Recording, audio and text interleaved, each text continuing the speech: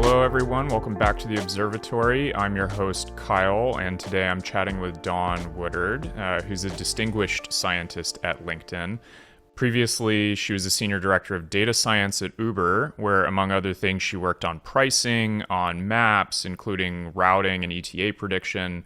She's worked on experimentation platforms for both like A/B testing and also marketplace level experiments, and other technologies that are really foundational to Uber's rides, Uber Eats, and freight businesses. And she's been in ML and AI for over 15 years. So she began her career doing research as a professor at Cornell. So Dawn, welcome to the show. Great to have you on. It's fantastic to be here, Kyle. It's great to see you again after many years. So we worked together at Uber. This is a wonderful reunion. Yes, great to see you again, and I'm excited to catch up on what you've been doing since then. So you're a distinguished scientist at LinkedIn. I think that is a pretty rare role that many data scientists would probably love to get to at some point in their career, but maybe a lot of folks are not familiar with, myself included. What does your role entail, and how would you say it's different from other roles that you've had in data science in the past?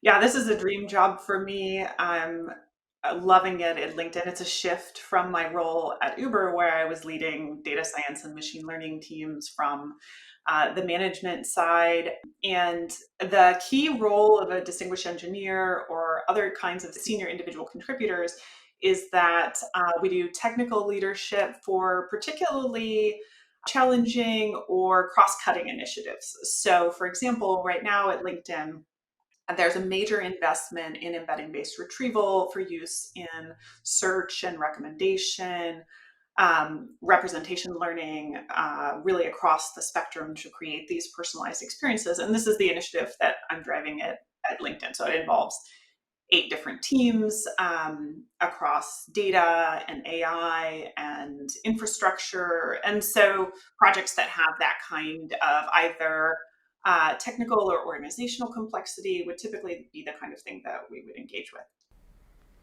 And how would you describe, is that like different in the ways that you have to like actually get the work done, or do you find that like your day to day in this role is like in any way fundamentally different from roles you've had previously? It's considerably more technical than the later stages of my roles at Uber, where my teams had gotten pretty broad across a broad range of spaces.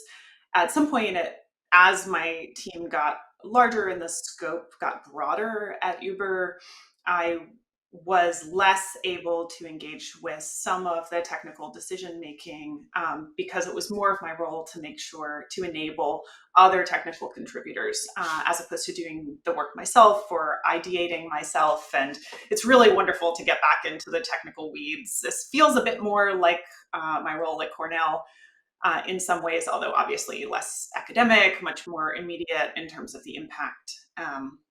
But really fun and really technical. And I'm going to ask you about this, I think, later on in our chat about sort of what the differences are, the data science org and culture at LinkedIn. Obviously, every company's kind of got its own culture within data science. So I'm curious to hear about what that experience has been like at LinkedIn.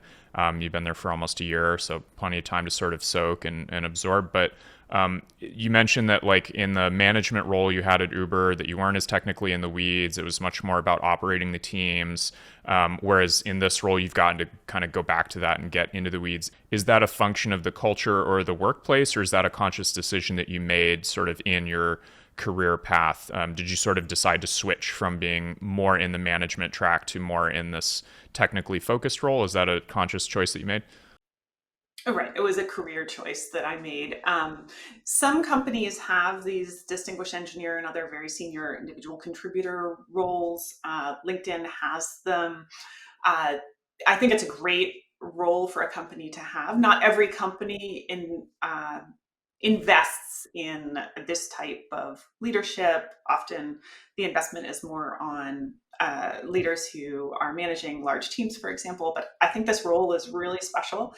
And it really is able to bring that uh, deep thought about what we're doing across our different teams, how those things fit together, and whether we're using the right technique in the right place, for example. Um, happy to talk about the data org at LinkedIn. That's also one thing that really drew me to LinkedIn. Yeah, let's hear more about that. How would you describe it? What's unique about it? What's yeah, and like I said, I think you've been there for getting close to a year now. What's been your impression? So one thing that's great about the data org at LinkedIn is that data science and machine learning is all within the same organization. And that's really valuable because it's incredibly clear where the machine learning modeling is done and the implementation of the models, for example, production implementation. So, whereas at some companies it's a bit ambiguous, does data science do it? Does sometimes data science and engineering are in different organizations, and so then it can be a bit ambiguous about, is machine learning done in engineering, is it done in data science? Sometimes it's a mix of the two, and so putting it all together under one roof just makes sure that we're super clear about who does what. It's more verticalized. Are there and when you say data science, we're really specifically talking largely about modeling. We're talking about machine learning. I know that the term is kind of like broadened a lot, especially over the last 10 years or so. So to be clear, we're talking about the teams that are going to create models, get them into production, and that's all one sort of holistic group at LinkedIn. Actually, data science is broader than that at LinkedIn. There are, like many companies, data science has three different specialties at LinkedIn. One is more focused on data analysis, interpretation. The second is around data engineering, and the third is around modeling. So, yes, modeling is an important part, but it's not the only part. And then we also have machine learning engineering within the data org. So, uh, a mix across these different specialties, actually. So, for example, we have economists as well, and those would fall into the data science modeling subcategory. Very cool. And actually, that segues into another question that I had, which is, we talked about this in the introduction, but you've worked on a bunch of different problem spaces, and like I mentioned a few. Pricing obviously was like super critical to Uber's entire business. Anybody that's operating like a priced marketplace like that, obviously that's core. You also worked on mapping, which is super unique. Like that's obviously like pretty specific to their business. Mapping and routing. So like how do you design the route of a trip? But you've also worked on A/B testing. You've worked on forecasting. So like this is like a ton of different areas within data science. So I wanted to ask you about like what has that experience been like being able to sort of play with all these different problem spaces. I love the opportunity to play in these different sandboxes. And some of that is different application areas like machine learning applied to ETA prediction and optimization applied to routing, for example. Some of that is creating more platform technologies like A/B testing and other types of experimental designs for evaluating the impact of changes. And it's just so fun to be able to kind of learn from all of these different areas. We have these subject matter experts who know so much about maps and map data, and they are just constantly willing to teach and walk me through things maybe several times until I really understand. And so it's really incredible to be able to work with people who are so knowledgeable about a particular application, and they're excited to invest because we're building out a machine learning technology for them. So this is like you're sort of bringing the technical aspect of like these are tools that we have, these are things that we can do, and then they're bringing sort of that subject matter or like definition of the problem, like what are the challenges involved in building an optimal route and that kind of thing, and then it's you're meeting in the middle to solve like a practical challenge for the business. Is that a good way to summarize? Absolutely. And over time, I learned the subject matter and the application area, right? But um, there's always more to learn. And yeah, that's basically how we break out responsibilities. Any of those that you can claim as like a favorite that you've worked on so far? Oh, I love maps. It's really a lot of fun. There's something very visually engaging about maps. And also, um, it's an incredibly challenging machine learning problem. They say that truth is stranger than fiction, and I would say that this is absolutely true for maps. The reality of the physical world and how people interact in it is more complicated than a purely virtual world in many ways. And so It's so hard to build a mapping system where you get every point of interest correct: the name of the restaurant, the exact location, where is the parking, which streets are one way versus two way. And you have to get every detail right because these are safety considerations. For example, you have to create efficient routes based off of traffic that's happening right now. So how do you do that in a setting in which there's sparse data on many roads, for example? Maybe you don't have recent information, but in places where you do have data, how do you take advantage of that? So just a really fun machine learning problem, and really non-standard actually, because it's prediction on this manifold, which is the road network, right? Which is not a classic prediction problem where you just have a set of inputs and it goes to an output, which is the ETA prediction, right? You can do ETA prediction in that way, but you won't do as well as the best mapping platforms by far. So you really have to get in the weeds on what's happening on individual roadways, and and how is that different from what's normally happening at this time of week? What are the really granular patterns? It sounds like a messier than usual problem. Maybe that's where part of the interest comes from. Absolutely. So, what is the right architecture in such a context, right? It's not obvious. How do you model at the level of individual road segments, but also think big picture, right? You're trying to predict ETA from one side of the city to the other side of the city, so you shouldn't lose track of these kind of macro effects of, uh, is there an overall congestion effect happening right now? But at the same time, you also need to understand the dynamics of in a very detailed way. Very cool. And I obviously like this is like as you've gone through these different problems throughout your career that you've gotten to tackle, I'm sure that just the general AI and ML space, the techniques, the tools available has been changing throughout that journey for you. Looking back for us, what do you feel like? And to reiterate for folks, you started your career doing research in machine learning. So like we're talking about fundamentals all the way through to like the most like global scale form of like putting it into practice. So like big breadth of experience there. What has shifted or what's changed in the landscape of machine learning and AI the most over the last decade, and where do you see it continuing to evolve? So there's been an enormous expansion in the use of machine learning methods across areas of our life where we didn't really expect it. And I think that to me is the biggest change. And I expect to see much more of this in some traditional industries moving forward. So looking back, you can say something like taking a ride from point A to point B. And that was based on some very basic technologies. So bringing dynamic pricing and dynamic dispatch technologies that are optimizing over the whole network, and dynamic carpools to create efficiency, uh, bringing that kind of technology into a space that was previously dominated by taxi companies, for example, was such a radical change. And then similarly, if you look at search technologies, or there were plenty of search technologies a decade or two ago, but those were more based on keyword matching or large repositories of information and pulling from those repositories in clever ways, very specialized methods to search and web search. And what you've seen is a real embrace of representation learning, embedding based retrieval technologies in order to power these.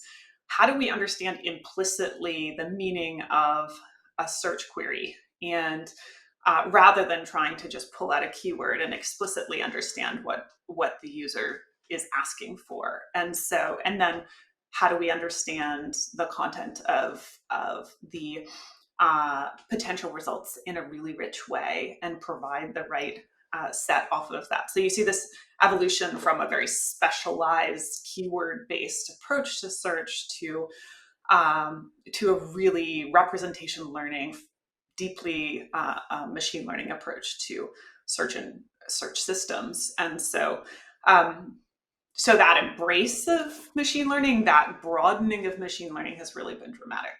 And looking forward, see that really expanding into real estate, into government, and public transportation, into the automotive industry, and healthcare, right? These sectors where, yes, there have been initiatives around bringing machine learning into these spaces, but it's really slow and these projects take decades, right? I mean, really heavily regulated sectors or sectors that are driven in the public domain. Often you need public-private partnerships in order to really bring in the right set uh, of dispatch technologies. So I'll give the example of in public transportation, we still have fixed bus routes, fixed schedules in most places, right? And we'll continue to need those, but we really need to supplement with dynamic dispatch of vehicles based on demand. And in order to do that, you're starting to see the emergence of public-private partnerships like Uber with public transportation companies, or the embrace of some of these software packages developed in the private sector by governments. So that's one example. In the real estate area, you really see this expansion of real estate as this commodity that's liquid, and where there's a true marketplace. And Open Doors on the cutting edge of this, for example. There are a couple other companies, but instead of having this heavy overhead associated with each transaction, really this being a liquid commodity around which there's a marketplace for, say, residential real estate. So, I mean, if I can touch on a couple key things that I heard there. One is obviously just like the gradual march of machine learning into more and more aspects of society, frankly, and just everyday life than maybe we would have thought was even going to be possible a decade ago. But then you also mentioned the being able to sort of get deeper at what a human being is actually looking for when they're executing a search query. And is the idea there that we're going beyond sort of surface level applications of machine learning and we're trying to get deeper and closer to the model being able to understand like what humans are actually trying to do and what they're actually trying to look for, rather than sort of like an approximation? Is that kind of the idea there? Yeah, I would say the movement from explicit representations to implicit machine learned representations. So examples of explicit representations would be a database of movies and the actors in those movies, right? And that can be used to power search via keyword-based approach, for example. Contrast that with understanding the intent of a user's search in an implicit way through representation learning, and then trying to match appropriate content. So that really allows for a much larger space of potential queries and a better match in the sense of being able to address intent as opposed to words that can be misleading in some cases. And also it's much easier to keep that up to date than if you have this explicit database of movies and you constantly have to be adding to it. And the best solutions involve a mix of both, but I would say we've moved away from the world in which you have to have large taxonomies with explicit databases and human annotation and so on, and into the world in which a lot of this is more automated, more implicit, through embedded representations, for example. It sounds less brittle or less sort of finicky. Yeah, much more scalable, much easier to keep up to date, more accurate, much more accurate. And so you talked a little bit about kind of where you see the field going in the future for the folks who are today like an earlier stage in their career, and they're going to be the ones who are helping to like create that future, let's say 5 years from now or 10 years from now. What advice do you think you'd give to someone who's, very early still in their career in data science?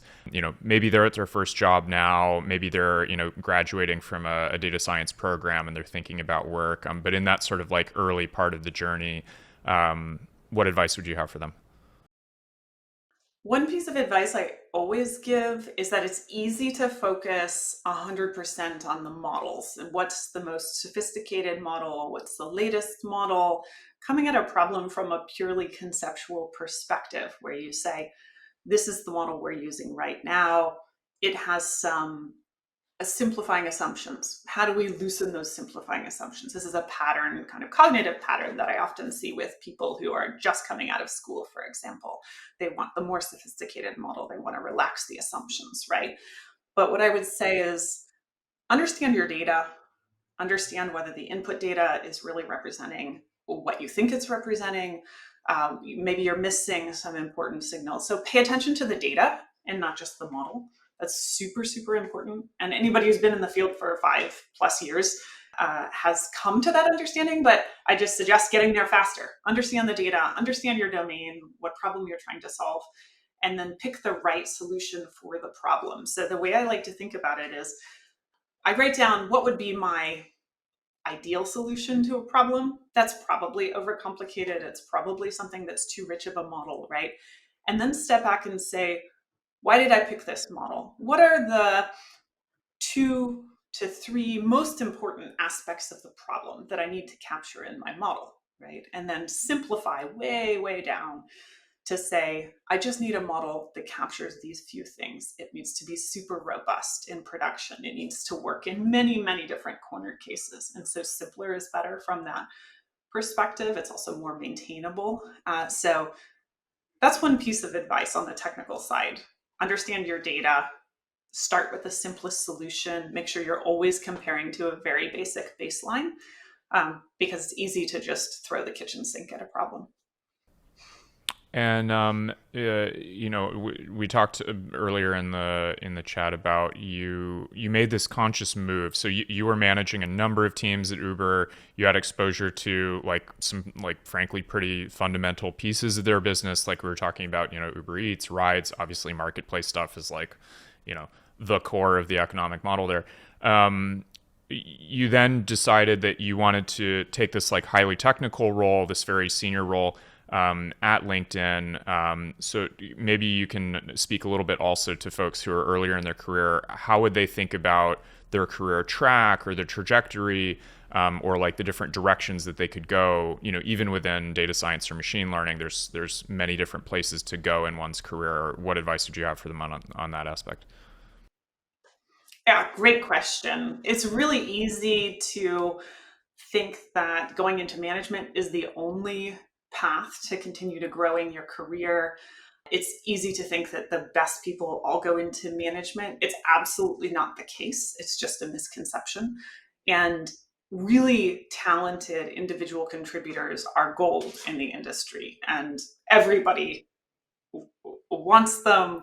And it's also an incredibly fun career trajectory to have. So I just really encourage people to consider a broad spectrum of potential career paths, from management on one side through to very senior individual contributor on the other side. And there's some things in between, like we had this tech lead manager role at Uber, which was a role where you could continue to grow in your career, have a couple of direct reports, and never really grow your team, but really get deeper in terms of the quality of the solutions, technical solutions that you're bringing to the table. So more like an individual contributor with a small number of direct reports. So there's a spectrum there, and don't forget about the other side of that spectrum. And in particular, even if you want to go into management, take your time in an individual contributor role first. It's very easy for companies to have pressure to move people into management roles.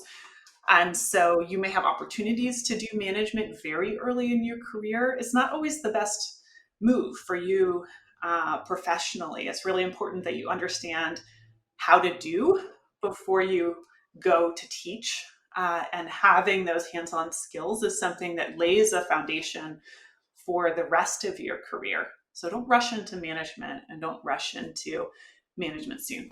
Sounds like sage advice. And also you mentioned like there's straight up IC. There's at some companies there's this technical lead, and then there's pure management. So taking your time sounds like that makes a lot of sense. And then also like being aware of like what is the spectrum that's available sounds important as well. Yeah. Dawn, are you ready for some rapid fire questions before we wrap up for today? Let's do it. Sounds like All fun. right.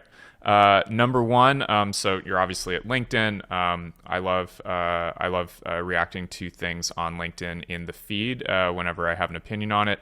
There are 7 LinkedIn emojis. Fun fact for anybody who didn't know. Of those 7, which one is your favorite? Well, of course, I love the heart emoji, and I'm come across at work, I think, as somebody who's very direct and very focused on the technical work. But I just love seeing people's career growth as it surfaces in my feed, and see some of the incredible accomplishments that people have brought to the table and really celebrating those. Heart emoji sounds appropriate for that. Okay, question number 2. Pricing algorithms. You've worked on them. What's one thing you Yeah. wish that everybody knew about pricing algorithms? So it's easy to not understand what dynamic pricing is trying to do if you're a consumer. It's supply and demand. If it's done well, if it's in a context of a marketplace that has multiple competitors, it really is not the company trying to extract more money or trying to price gouge, because honestly, companies that do that don't survive. They can't compete, and they can't give a price that's competitive. And so dynamic pricing really is about how do you balance supply and demand in such a way to really balance the marketplace. And so I think that's a really important conceptual distinction for people to understand. Okay.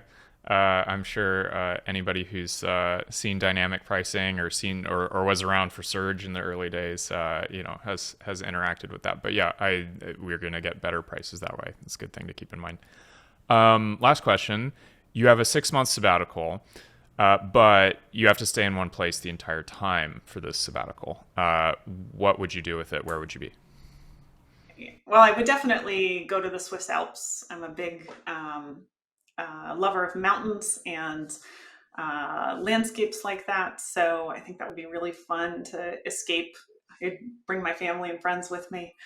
Um, and I would spend the time digging into LinkedIn data. I often don't have a chance to do that on a day to day basis, just play around and see what I find, and also just do a lot of reading because day to day work gets so busy that it's easy to not have the time to learn the latest methods or what other companies are doing in your space. And so I would love to just expand my understanding in this way. Okay. And yeah, the Swiss Alps sounds like a great place to do that. Well, that's it for the rapid fire questions. Dawn, it's been awesome. We haven't chatted in a while. It was great to catch up with you again and hear about your work at LinkedIn. So thanks for joining us today on the Observatory. Also, we're going to include a link down in the description to your website, which is woodardscience.com. For folks who want to learn more about Dawn, go check out that link. You can learn about her on her site. And I believe you are hiring at LinkedIn for senior individual contributors and senior level managers. And this is in that machine learning group. Is that correct? Absolutely. Thank you so much. Awesome. Okay. Well, Dawn, thanks for being on the show today. It was great to have you on. This was wonderful to be here. Really fun to talk with you, Kyle. All right. Good to see you again. Thanks, everybody, for watching. We'll catch you next time on another episode of The Observatory.